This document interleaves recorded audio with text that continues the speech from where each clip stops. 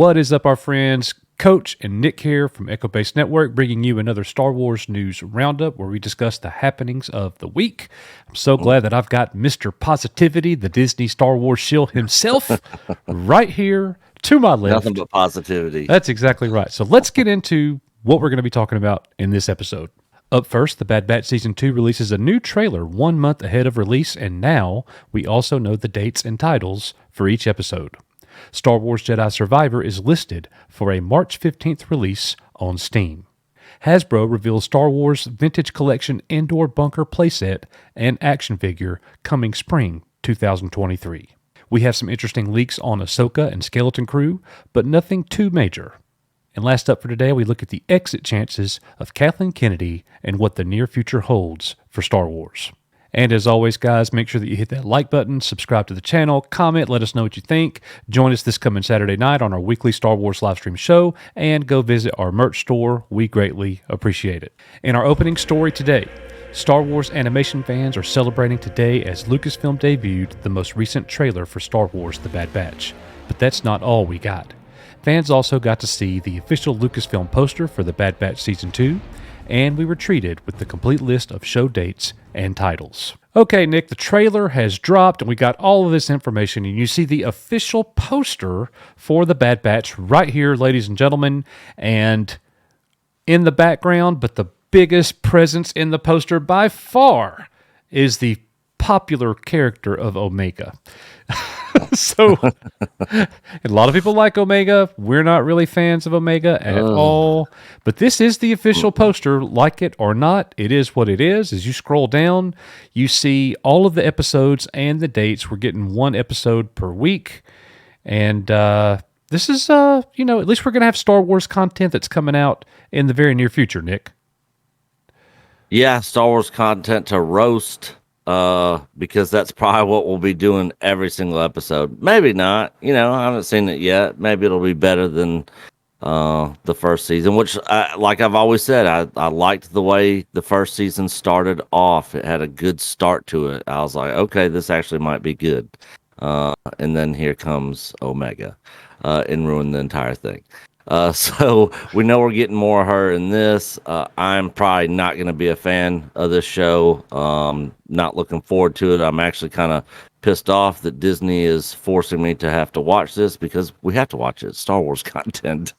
But I will be watching it and giving my honest opinion. Now, I'm sure there'll be some stuff in there that I'll be able to cherry pick out that I thought was cool or that I'll like. So. Boy, I can't wait to read the comments on this one. And next, in a follow-up story on Star Wars Jedi Survivor, the sequel to the popular Star Wars Jedi Fallen Order, we now know the approximate release date. We reported last week that the release would be happening in the month of March 2023, and now we know officially the game will launch to the public on March 15th. This time around, the series has confirmed new lightsaber fighting styles, force abilities, expanded enemies, new planets, and more. And Nick, I got to tell you, I am looking forward to seeing a whole lot of gaming streams with some Star Wars going on. It's always fun when a new Star Wars game comes out because there's streams all over the place, and people are going to have fun with this. Yeah, I really liked the first game. I know you weren't a big fan of it, mainly just because the gameplay. The story was great.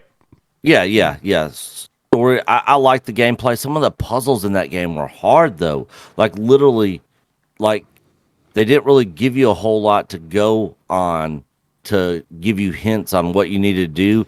I literally had to Google and YouTube search several puzzles in that game. That's how hard they were. And you were telling me everything, and that might actually have been my problem with the game, was I relied on you too much to where it just wasn't even fun because I wasn't even figuring things out myself. You were like, turn here, turn there, go there, which is fine. You enjoy doing that, but it maybe kind of killed a little bit of the exploration for me.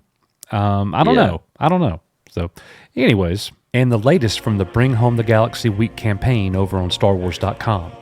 The Star Wars Bring Home the Galaxy campaign continues to roll out great gifts and merch during the holiday season.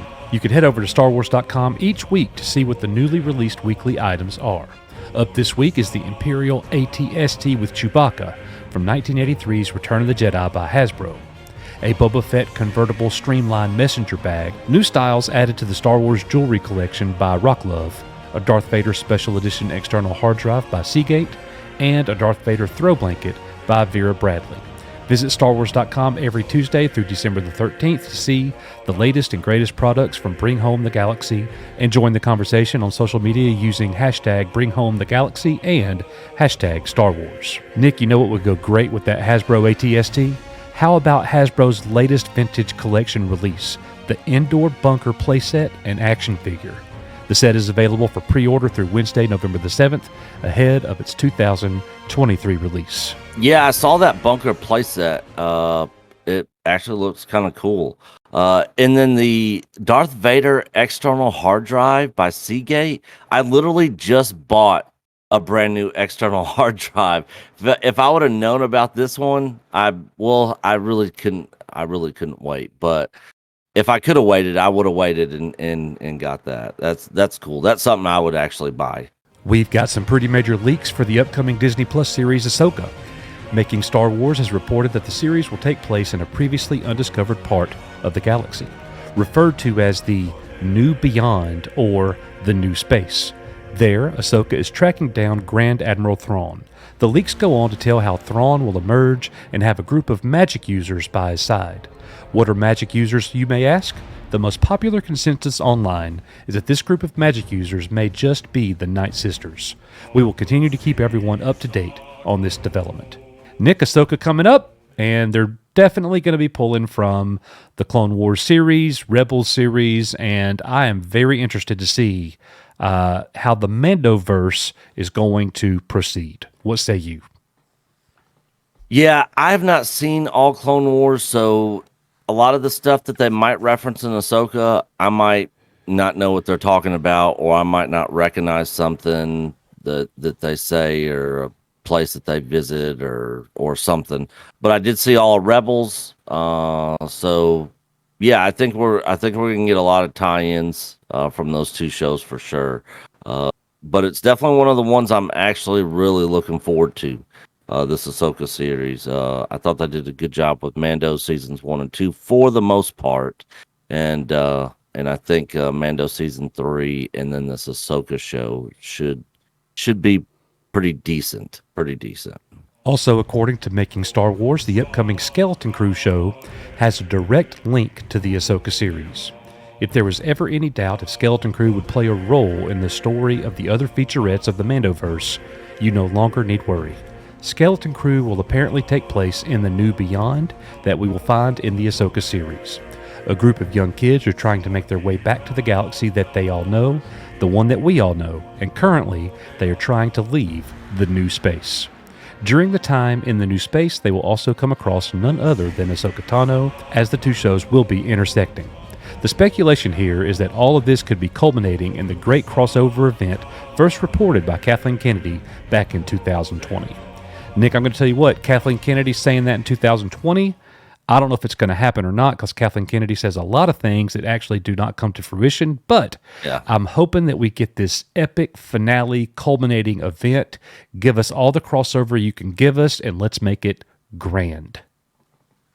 Yeah, I'd be all for that. And I don't really know anything about the Skeleton Crew show. Like, I literally know nothing about it, but just from what you said there, it almost sounds like a Star Trek Voyager, type show, but in Star Wars. Of course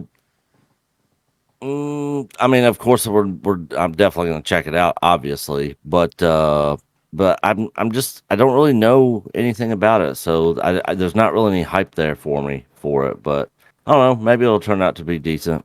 Boy, I can't wait to read the comments on this one. And the last bit of news is a discussion that we actually want to have with you. The idea came when we read the most recent article over at StarWarsNewsNet.com. There, they discussed the relationship between recently reappointed Disney CEO Bob Iger and Lucasfilm President Kathleen Kennedy. Now, Nick, a lot of people are speculating that Kathleen Kennedy is on her way out. We have heard it. She's been fired at least 800 times on YouTube. It hasn't happened yet, and now Bob Iger is coming back. I don't know why in the world people are thinking Kathleen Kennedy's out because Bob Iger's coming back.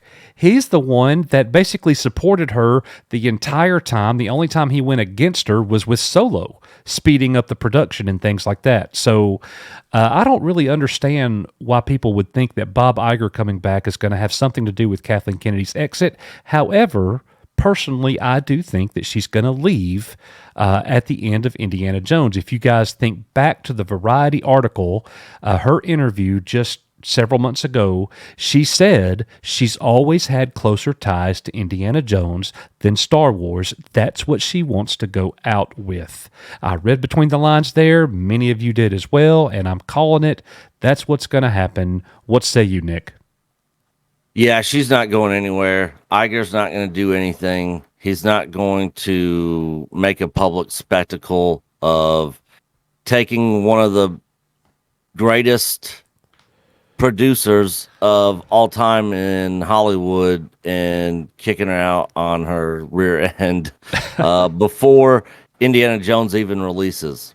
No matter what happens, she's going to be there till after Indiana Jones comes out. And even then, she's still not going to be publicly fired or anything. Even if she was fired, we'll never know about it. It'll never be publicly mentioned.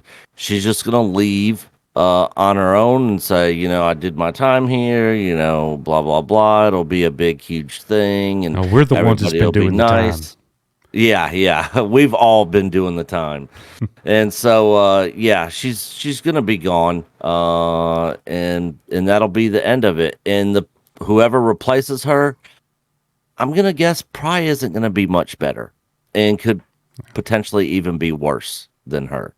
I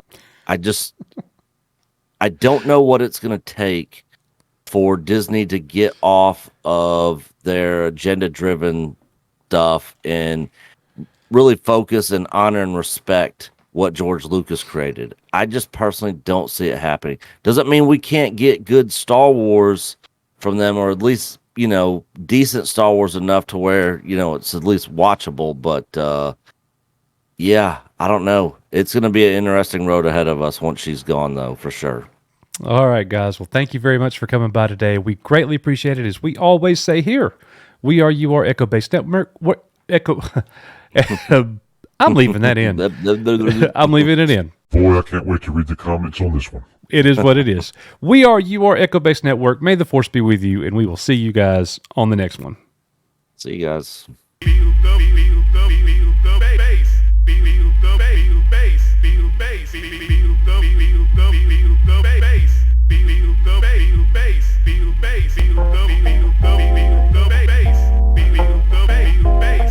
Bass.